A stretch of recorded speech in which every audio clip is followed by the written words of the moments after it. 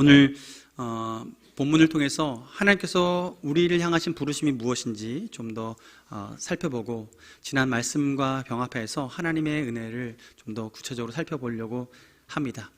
여러분은 신앙생활 잘 하고 계십니까? 네, 아멘 해주셨습니다. 감사합니다. 신앙생활 잘 하고 계시죠?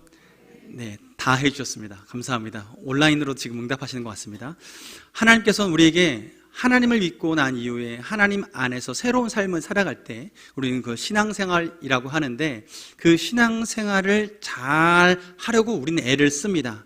그렇다면 우리는 신앙생활을 잘 한다고 할 때 어떻게 하면 신앙생활을 잘 하는 것일까?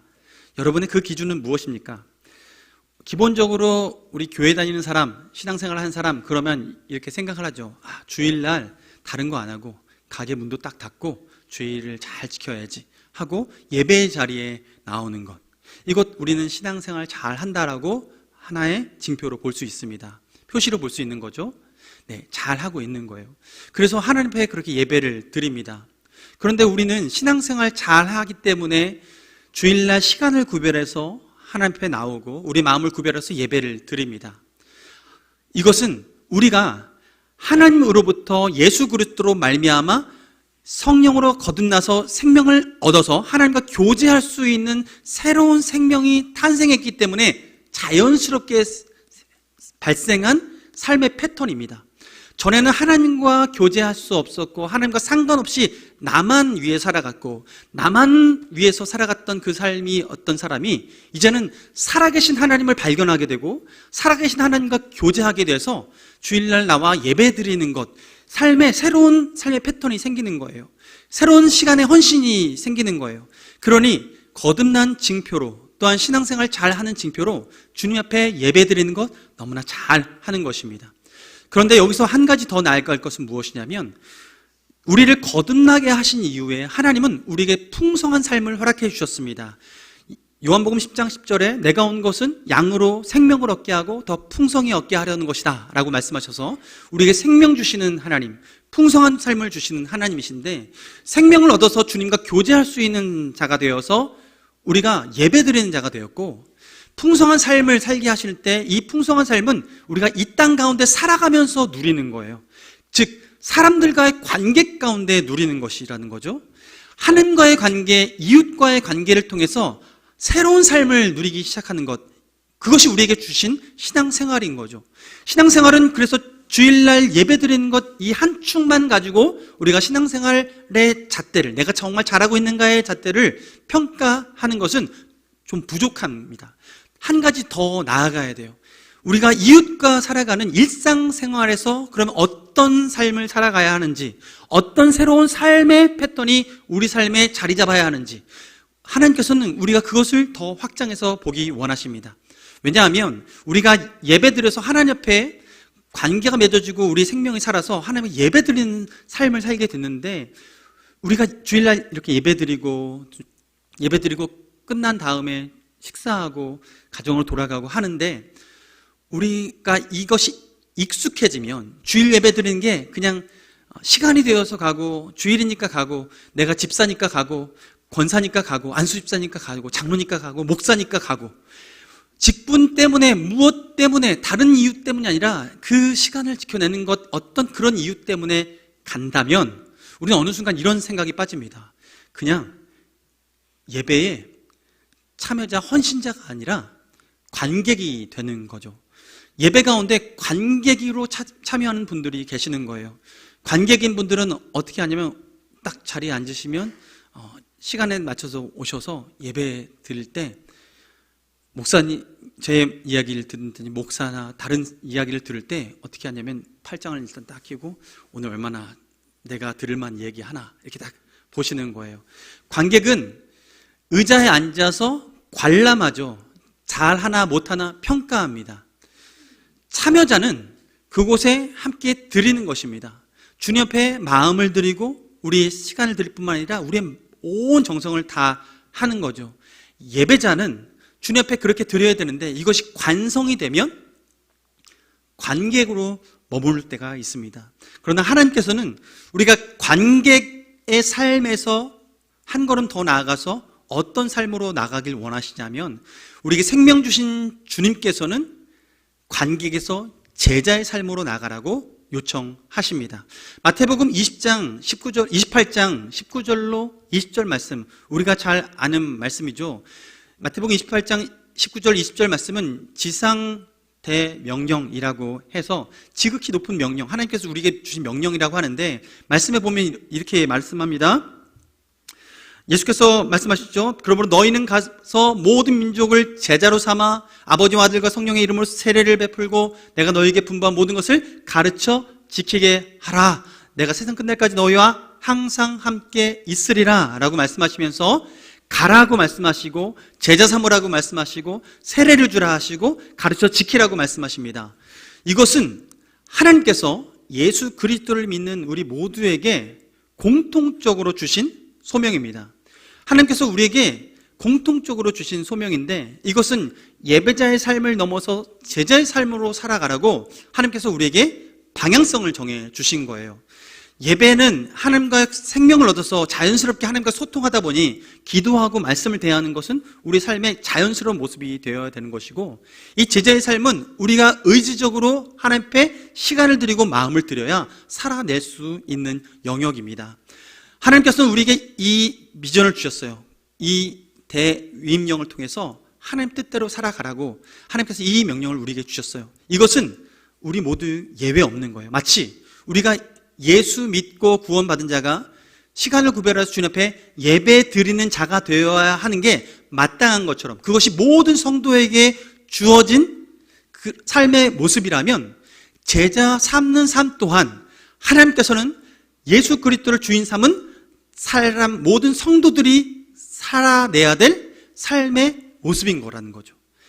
예배 드린다면 제자 되어야 된다라는 거예요. 예배 드리는 예배자라면 제자가 되어야 된다.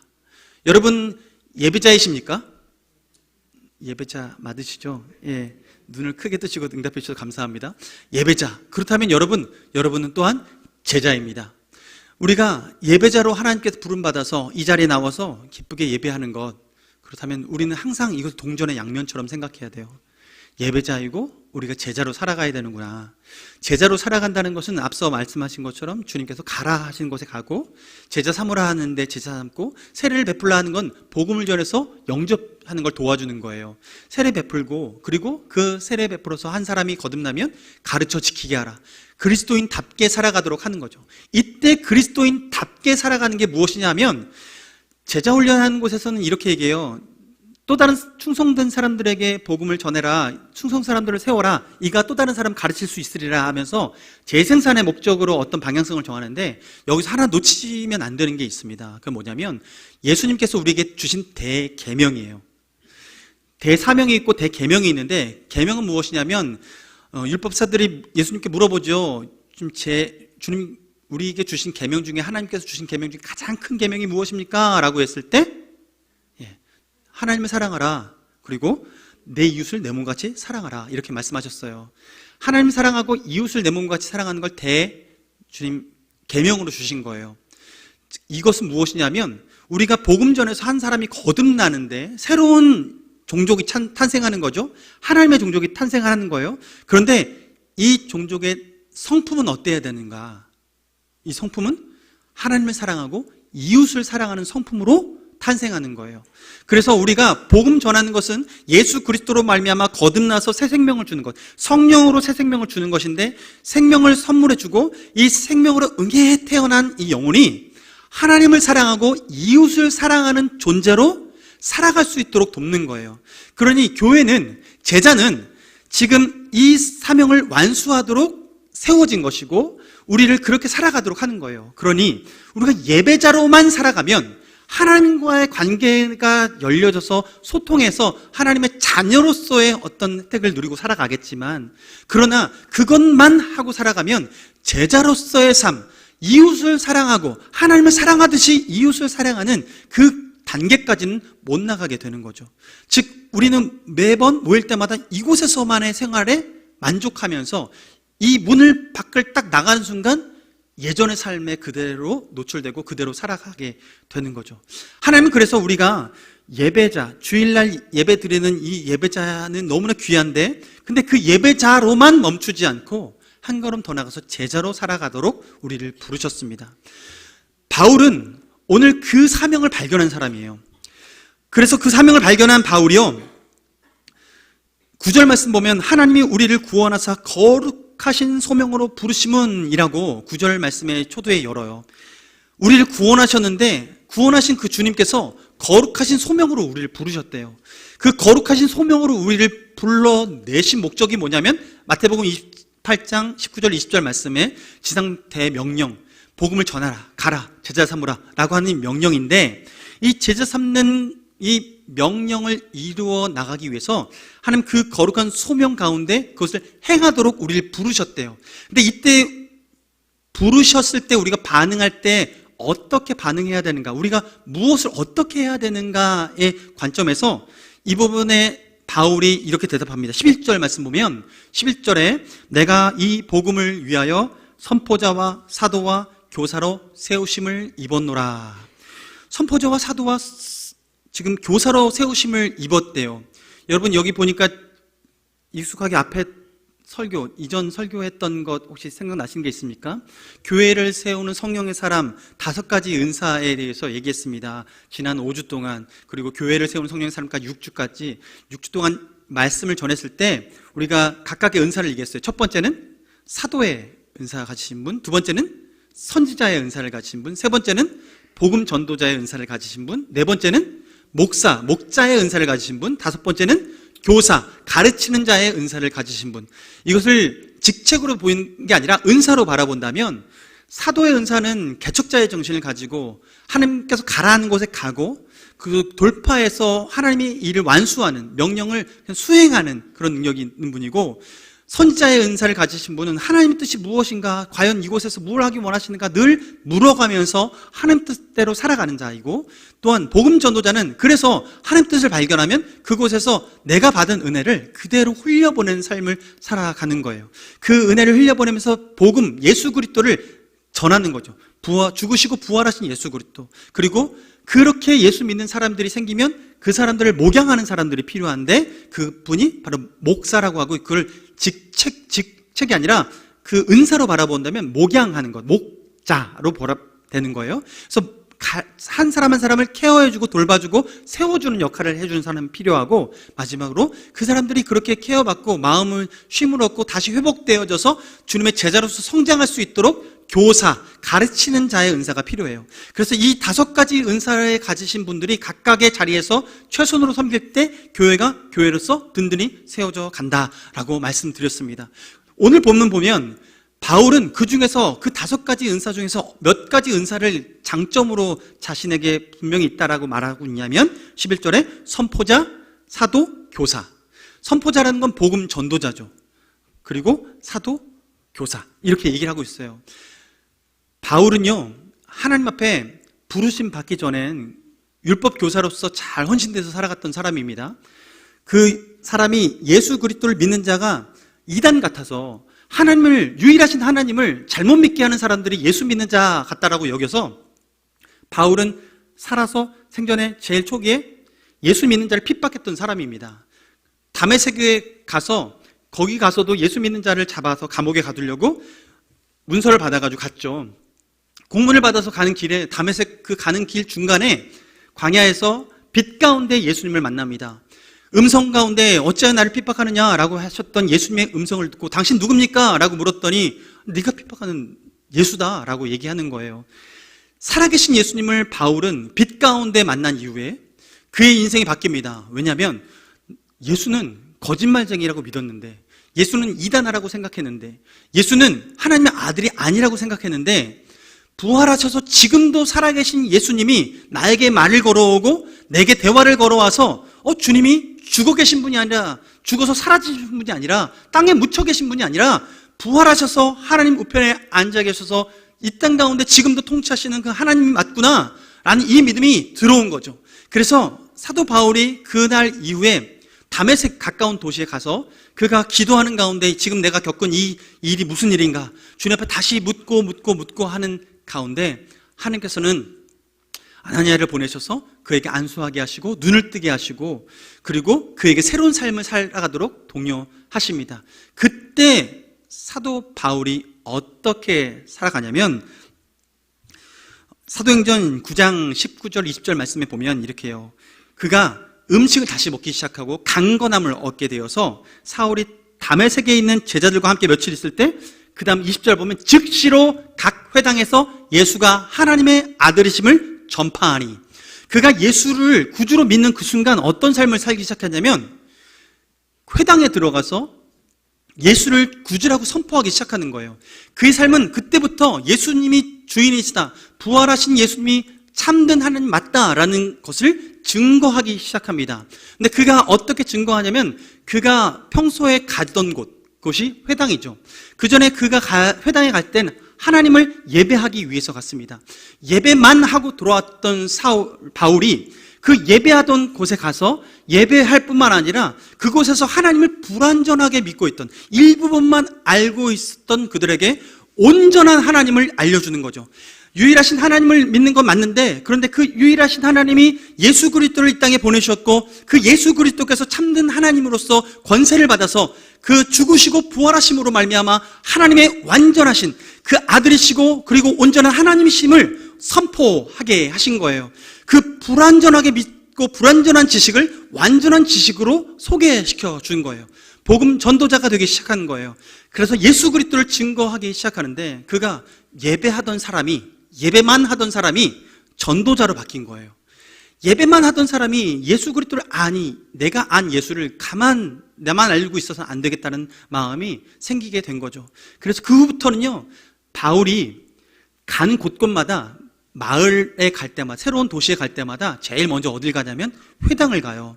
회당을 가서 그곳에 예배를 하는데요, 예배하고 자신이 이전에 율법교사 바리새인으로서 살아갔던 그 경력을 따라서 사람들에게 그곳에서 말씀을 전할 수 있는 기회를 받아요. 그럼 그 기회를 받아서 하나님을 소개하는데, 구약을 통해서 하나님을 소개하는데 그 하나님을 기존의 유대인들이 알고 있는 그 제한된 하나님에서 예수 그리스도로 말미암아 더 풍성한 하나님, 죽으시고 부활하시고 생명의 부활을 우리에게 허락하시는 그 하나님을 소개해 주는 거예요.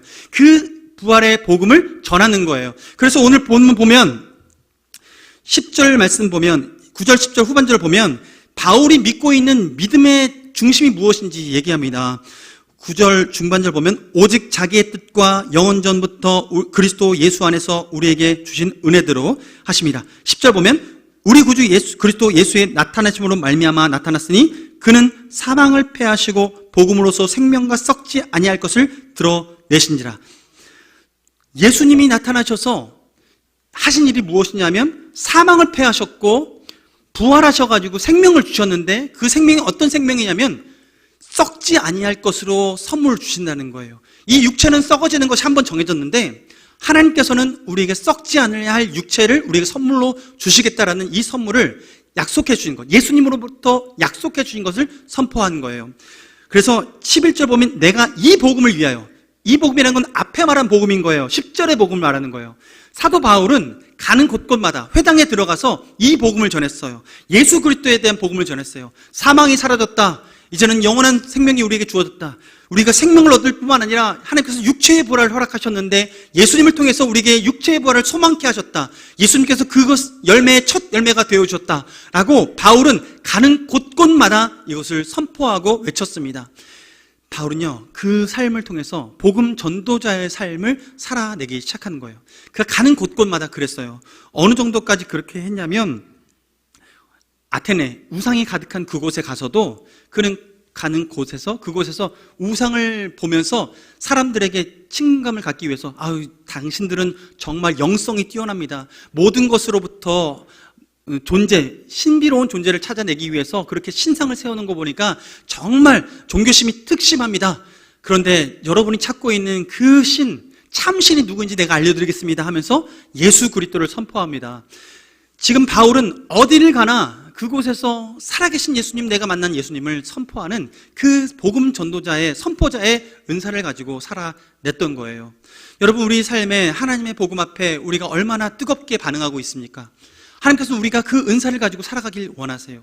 바울은 그 은사대로 살아갔습니다. 그리고 그가 사도로서 살아가는데, 사도의 특징은 무엇이냐면, 사도는 그 말 해석이 뭐냐면 보냄받은 자예요. 보냄받은 자. 하나님으로부터 보냄받은 자를 우린 사도라고 합니다. 그렇다면 보냄받았다면 보냄받았을 때 목적이 있는 거죠. 그런데 그 목적에 따라서 하나님이 가라 하시니 가는 거예요. 가라 하시니 가는 것. 그래서 바울이요, 복음 전도하기 위해서 여러 나라를, 도시를 여행하는데 어느 날은 아시아로 가기 위해서 열심히 애썼던 적이 있습니다. 그런데 하나님께서 성령을 통해서 아시아로 가는 그 길을 하나씩 막는 거예요. 가지 못하게 하시는 거예요. 그래서 하나님이 도대체 나를 통해서 무엇을 하시려나 하고 기도하는 중에 환상 가운데 마게도냐 사람이 나와서 그 사람이 얘기를 하는데, 내게 와서 우리를 도우라 라는 그런 말을 전해요. 환상 가운데 그 말 한마디 듣고 꿈을 깨고 나서 바울은 이것이 하나님의 부르심인 줄 알고 그곳을 향해 나아갑니다. 그래서 도착한 곳이 빌립보 성읍이었고, 그곳에 도착해서 무엇을 하라고 말씀하시진 않고 가라고만 하셨으니까요, 다른 거 보지 않고 그냥 가기만 한 거예요. 근데 가서 뭘 했냐면 자기의 습관대로 기도하러 갔어요. 기도할 곳을 찾으려고 갔는데 그 중에 만났던 사람이 자주장사 루디아를 만났죠. 루디아를 보니까 그 사람이 하나님을 경외하는 사람이었고, 그에게 예수님에 대해서 자세히 설명해 주니 하나님만 알고 있었던 사람에게 예수 그리스도 완전한 메시아를 설명해 주니까 그가 온전한 믿음을 가지고 예수를 믿고 세례를 받고 그 가족들까지 완전하게 세례를 받아서 온 가족이 믿음의 생활을 하게 됩니다. 결국 그곳에, 그 이방 땅 지역에 첫 교회가 세워지는 거예요. 빌립보 교회가 세워지는 거예요. 그 가정교회로 그 교회가 세워지게 된 거예요. 바울이 사도로서 보냄받은 바, 하나님께서 환상 주신 것 가라 하니 그냥 뚜벅뚜벅 무슨 일이 일어날지 모르는 그 가운데 그냥 간 거죠. 그래서 그 가운데 역사가 이루어지는 것입니다. 여러분, 우리는 이 믿음의 걸음들을 걸어갑니다. 사도의 걸음을 걸어갑니다. 내일 청년들이 전도하러 성경관대 앞에, 정문 앞에 나갑니다. 무슨 일이 벌어질지 모릅니다. 가라 하니 갑니다. 제가 가라고 했거든요. 가라고 하니까요, 가는 거예요. 하나님께서 우리에게 지경을 주셨고 섬길 지경을 주셨다면 우리가 기꺼이 가는 거죠. 근데 내일 갈 때요, 섬길 수 있는 것들 가져갔습니다. 교회 홈페이지 주소나 이런 걸 볼 수 있도록 이렇게 안내 문구와 함께 선물들을 준비해가지고 테이블 놓고 전할 거예요. 우리가 이렇게 전하는데 우리가 어떤 일이 벌어질지 모릅니다. 하나님께서 내일 가면 어떤 얼굴을 한 안경을 쓰고 핸섬한 사람이면서 옷을 두꺼운 잠바를 입고 나은 사람이 있을 테니 그 사람을 만나야 된다 라고 말씀해 주었기 때문에 나가는 게 아닙니다. 그저 하나님께서는 우리가 가서 제자를 삼으라 하시니 우리가 갈 수 있는 곳을 분별하고 갈 수 있는 가장 가까운 곳 가는 거죠. 우리의 습관을 따라 가는 것입니다. 주님께서 가라 하시니 가는 거예요. 무슨 일이 벌어질지 몰라요. 그러나 하나님께서 그곳 가운데 일하십니다. 여러분 믿으십니까? 제가 우리 교회에 공간을 빌려준 적이 있죠. 작년에는 우리 보건소 협력해서 건강검진할 수 있도록 장소를 빌려드렸고요. 그리고 겨울 방학 때는 서울 지역에는 4개 캠퍼스가 함께 모여서 예배드리는 CCC 서울 지부에 있는 팀에게 예배 자리를 허락해 줬습니다. 예배를 드렸습니다. 세 번째 주인가 이제 설날 전 마지막 예배를 드리는데 예배 드리고 가는 거예요.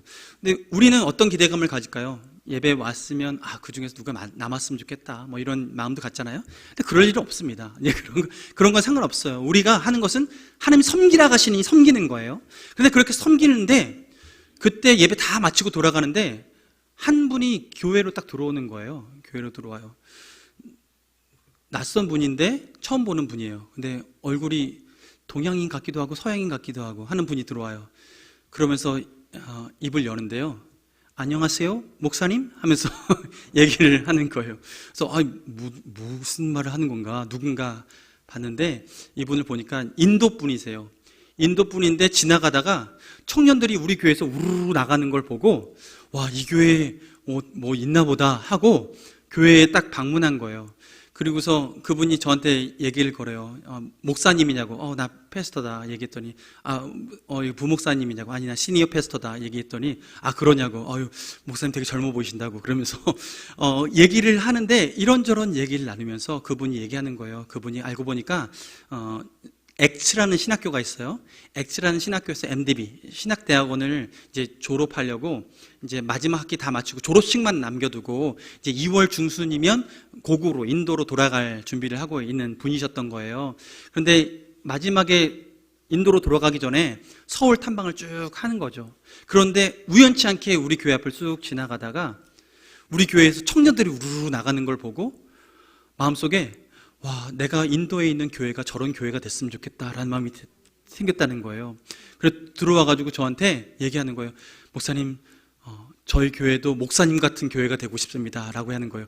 우리 교회가 어떤지 알고 그래서 그러시라고 얘기하고 마음껏 닮아가시라고 했어요. 하나님께서 만나게 하셨어요. 그분이요 가서 저한테 카톡으로 메시지를 남겼어요. 그리고 인도로 돌아가서도 저한테 메시지를 주시는 거예요. 저희를 위해서 기도해달라고 하고 그분도 우리 교회를 위해서 기도하신대요.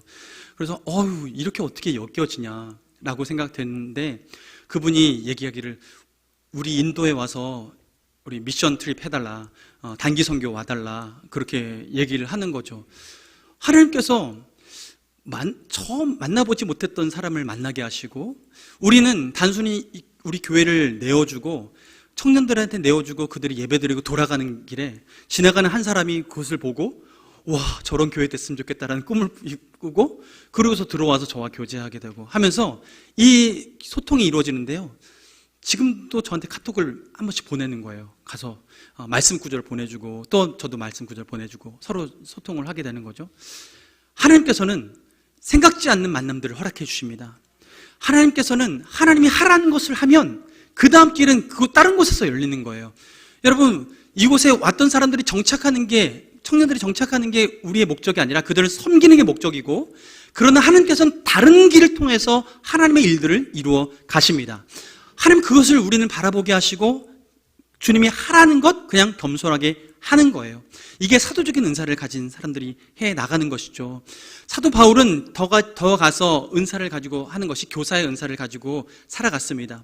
그 교사의 은사를 가진 사람 특징이 어떠냐면요. 사도행전 19장 말씀 보면 바울이 여러 도시를 전도 여행을 하다가 에베소에 돌아오게 됩니다. 에베소로 와서 그곳에서 제자들을 만나는데 그 어떤 제자들을 만나서 대화하다 보니까 대화하는데 이분들이 뭔가 2% 부족한 게 보이는 거예요. 근데 그 2% 부족한 게 뭔가 봤더니 이분들이 이걸 모르고 있는 거예요. 그래서 물어봤어요. 여러분, 당신 혹시 성령 세례 받았습니까? 질문하는 거예요. 성령 세례 받았냐고. 이 질문을 받은 제자들이 대답하기를 아니요, 저희는 성령 세례 받은 적 없어요. 성령이라는 이름도 들어본 적이 없습니다 라고 말하면서 저희는 그저 요한의 세례만 받았습니다. 요한의 세례만 받았습니다 라고 얘기하는 거예요. 지금 이 제자들, 에베소에 있었던 이 제자들은 하나님을 알되 일부분만 알고 있었던 거예요. 온전한 하나님이 아니라 부족한 하나님을 알고 있었던 거예요. 그런데 바울이 대화하다 보니까 이들에게 부족한 게 무엇인지 알게 된 거죠. 그래서 단도직입적으로 물은 것이 성령 세례 받았느냐라고 했어요. 그래서 이들이 알고 있는 것과 모르는 것을 분별하게 됐고 그 후에 설명을 무엇으로 했냐면 요한의 세례를 받았다고 하니 요한이 무슨 메시지를 전했는지를 다시 설명해 주었어요. 요한이 전한 메시지 중에 하나가 내 뒤에 오시는 분이 계신데 나는 물로서 세례를 주지만 그는 불로서 성령으로서 세례를 줄 것이다 라고 했던 분이 바로 예수님인데 너희가 믿어야 될 분은 그 예수님이다. 예수 이름으로 세례를 받아야 한다라고 가르쳐 준 거예요.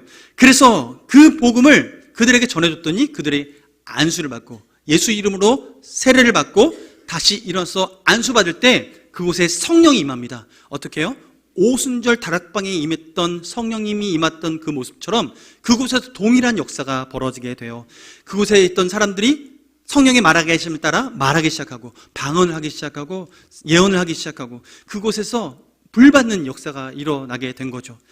불완전했던 믿음이 온전한 믿음으로 되어지는데 그들에게 복음을 전했더니 이 상황들이 하나님 앞에서 이렇게 펼쳐지게 된 거예요. 근데 그 후로 어떤 일이 벌어졌냐면 바울이 그곳에서 그 제자들과 함께 복음을 전하는데 회당에 가서 또한 복음을 전해요.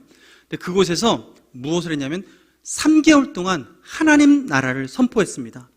3개월 동안 하나님 나라를 선포해요. 그들이 믿었던 거듭나서 예수로 말미암아 거듭났고 성령으로 거듭난 이후에 그 거듭난 것으로 끝나지 않고 풍성한 삶을 살기 위해선 하나님 나라에 대한 이해가 필요하거든요. 그 하나님 나라가 어떤 나라인지, 하나님 나라의 가치관은 무엇인지, 하나님께서는 어떻게 그 하나님 나라를 다스리시는지 그것을 알려주는 거예요. 3개월 동안 알려줘요. 그런데 그 후에 또 어떤 일이 벌어지냐면 그렇게 하다 보니 잘 믿는 사람과 이게 뭐야 믿어지지 않는 사람이 생기는 거예요. 하면서 두 양갈래로 딱 갈라지는 거예요. 양무리처럼 염소무리처럼 딱 갈라지는데 이때 바울이 결단해서 이 양무리들 복음을 잘 받아들인 사람들만 따로 모아서 두란노 서원으로 옮깁니다. 두란노 서원에 옮겨서 그때 이후부터는요 매일마다 말씀을 그들에게 강론합니다. 구약 성경을 통해서 하나님 나라를 더 자세히 설명해 줍니다. 그걸 얼마 동안 하냐면요 2년 동안 해요. 이틀이 아니라 2개월이 아니라 2년 동안 해요.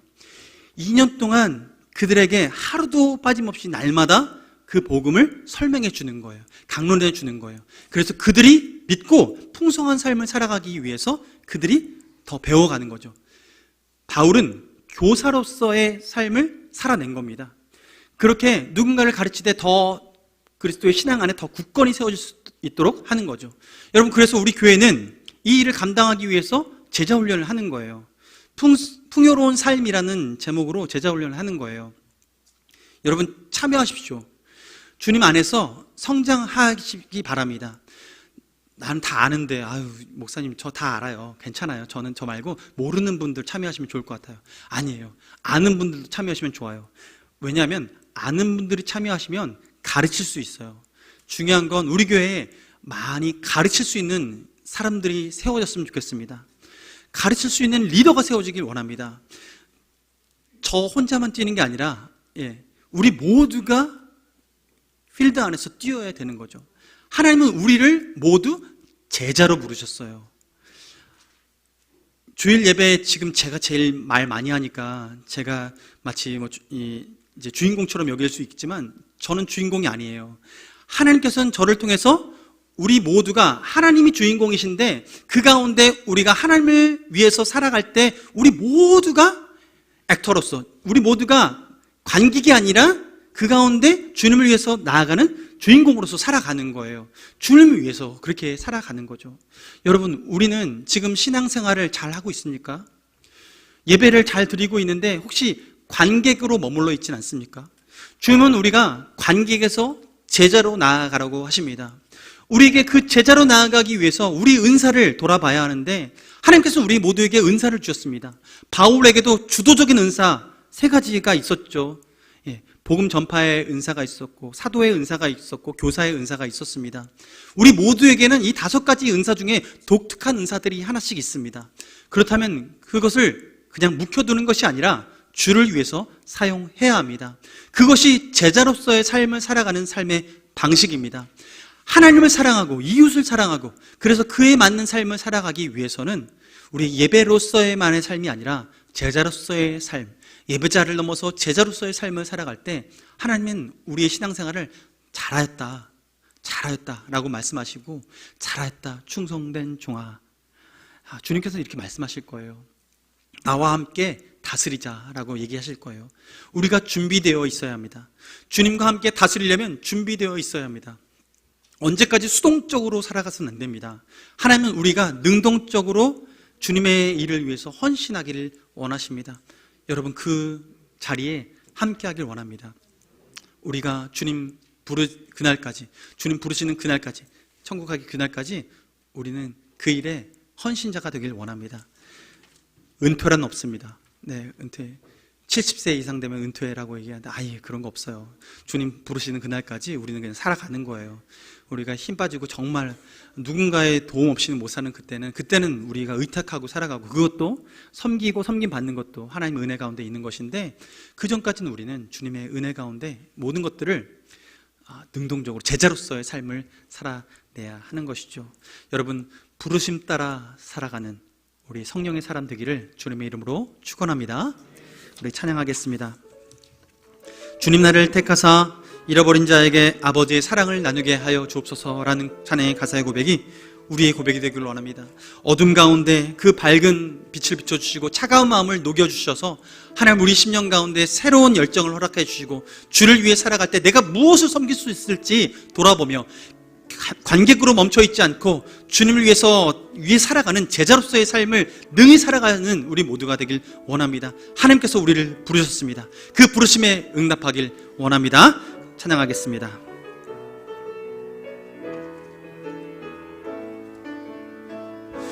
주님 나를 택하사 잃어버린 자에게 아버지의 사랑을 나누게 하시네.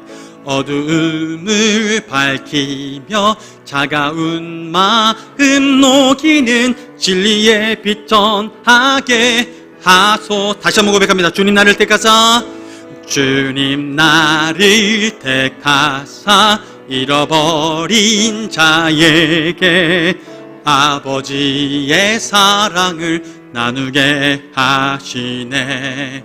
어두움을 밝히며 차가운 마음 녹이는 진리의 빛 전하게 하소. 다같이 일어나서 주님을 찬양합니다. 보내소서. 시련이 찾아올 때도 주님의 눈물 기억하게 하소서. 보내소서. 주께서 가신 길을 나도 걸어가게 하소. 보내소서. 보내소서.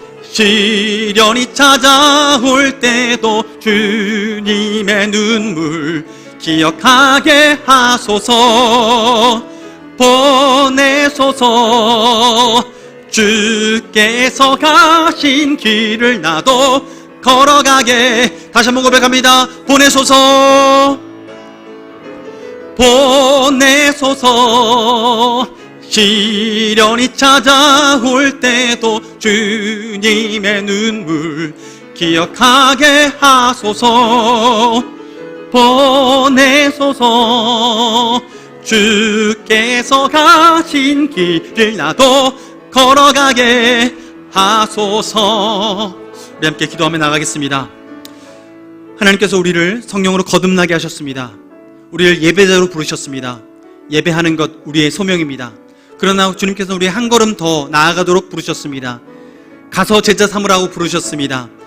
제자 삼는 삶을 살아가도록 우리를 부르셨습니다. 우리는 지금 어디에 서 있습니까? 예배자로 서 있고 또는 주님 앞에 제자로 서 있고 우리가 각자의 자리가 있을 텐데 우리가 그 사명을 진정 잘 감당하고 있습니까?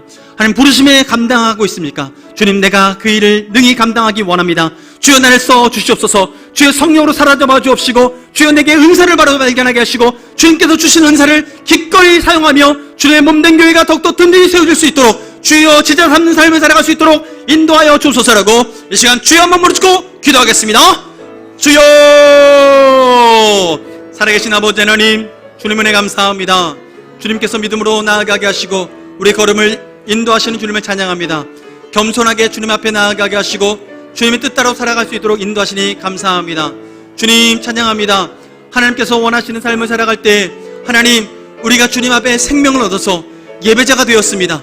아버지, 그러나 주님, 우리가 예배자가 될 뿐만 아니라 하나님과의 관계만 회복될 뿐만 아니라 세상과의 관계도 회복되어지고 이웃과의 관계도 회복되어지고 내 안에서의 관계도 회복되어져야 되는데 하나님, 그러므로 말미암아 우리가 제자 삼는 삶을 살아가야 하는데 하나님, 우리가 온전히 잘 살고 있는지 돌아보게 됩니다.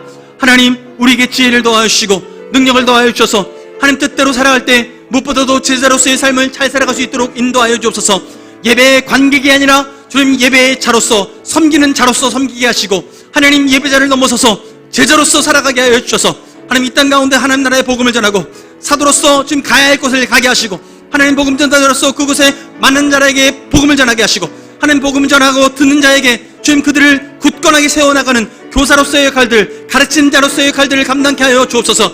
하나님 아버지, 우리에게 하나님 주의 뜻을 날마다 물어가며 하나님 선지자로서 하나님 주의 뜻을 분별하며 살아가는 삶을 살게 하여 주옵시고, 무엇이 하나님이 원하시는 것인지 온전히 분별히 알아서 아버지 겸손히 섬기며 나갈 수 있도록 인도하여 주옵소서. 주님의 뜻을 따라 섬기는 우리 모두에게 주님 역사하여 주옵시고, 주님 나라 이루어가는 이 땅 가운데 이루어가는데 귀한 도구가 될 수 있도록 인도하여 주시옵소서. 주님, 살아계신 하나님, 오늘 우리를 부르셔서 우리에게 생명 주심을 감사드립니다.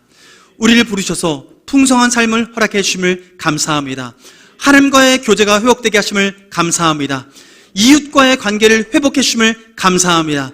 그러므로 우리가 예배자로서의 삶을 넘어서서 제자로서의 삶을 살아가기로 결단하오니 주여 우리의 마음의 결단을 받아 주옵시고, 주님을 위해 살아가는 그 가운데 은사를 활용하여서 열매 맺게 하여 주시옵소서. 사도로서, 선지자로서, 복음전도자로서, 목사로서, 교사로서 우리에게 주신 달란트대로 섬겨나갈 때에 하나님 기쁨으로 섬기게 하여 주옵시고, 힘을 다해 섬기게 하여 주옵시고, 때로는 어려운 일이 찾아오고 아버지 핍박이 찾아올지라도 기꺼이 주를 위해 헌신할 수 있도록 인도하여 주시옵소서.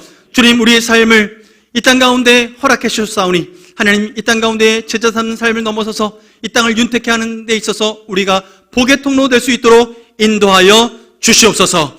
지금은 우리 주 예수 그리스도의 은혜와 하나님 아버지의 끝없는 사랑과 성령님의 교통하심이, 주님의 부르심을 인식하고 우리의 은사를 발견하여 그 은사대로 제자로서의 삶을 살아가기로 결단하며 예배자의 삶이 제자로서의 삶으로 확장되기를 간절히 소원하는 우리 명강교회 식구들 머리 위에 오늘 함께 방문하여 예배하고 앞으로 신앙생활을 주님과 동행하며 살아가기로 결단하는 귀한 주님의 지체들 위에, 또한 온라인으로 예배하며 열방 가운데 함께 예배하고 선교하는 선교사님들 머리 위에 지금부터 영원토록 함께하여 주시옵기를 간절히 축원하옵나이다.